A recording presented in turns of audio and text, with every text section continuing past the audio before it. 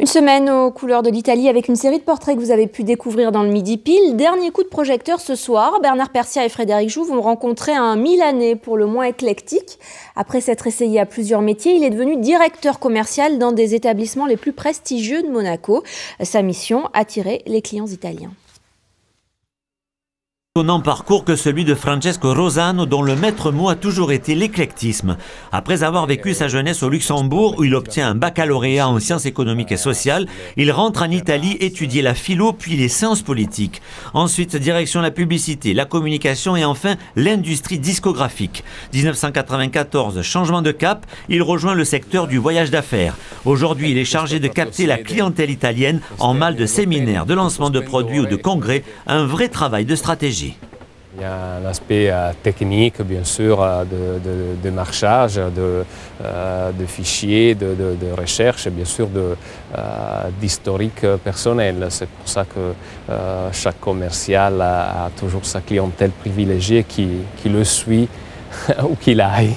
Voilà. Monsieur Mangini, bonjour. Bonjour, ça va? Comment allez-vous? Bien? Une clientèle italienne majoritaire à Monaco, bien avant les Français, les Anglais ou les Américains. Alors pourquoi tant de transalpins en principauté alors qu'ils ne sont pas forcément les plus riches de la planète? Il y a l'économie du voyage. L'Américain, il doit quand même payer le billet d'avion qui est très cher. L'Italien ne le paye pas. Il prend la voiture à Milan, Turin, Gênes. Ils sont à 2h30. Avec le mauvais temps qu'ils ont là-bas, c'est une escapade naturelle. Une escapade que s'offre la clientèle italienne individuelle traditionnelle, mais pas encore assez celle d'affaires, qui reste en concurrence avec d'autres clientèles. Le problème étant que nos voisins italiens, fidèles à leur tempérament, sont plus difficiles à gérer.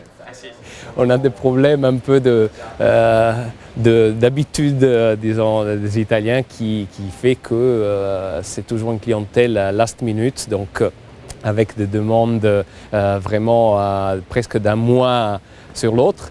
Et ce qui fait que nous devons jouer avec les espaces, les chambres qui restent. Des espaces pour répondre à une demande à la carte face à des groupes qui parfois peuvent aller jusqu'à 500 personnes. Des clients qu'il faut non seulement loger, nourrir, mais aussi distraire, sans compter les sociétés qui peuvent venir présenter à Monaco des produits encombrants comme par exemple des voitures de luxe, d'où le souci de trouver l'espace adéquat. Un souci qui cependant ne fait pas oublier à Francesco Rosano que son nouveau métier le fait vivre au quotidien dans des endroits de rêve, d'où cette dernière phrase en italien comme un cri du cœur qui résume bien sa vie. Dimmi una parola in italiano. E chi è più felice di me?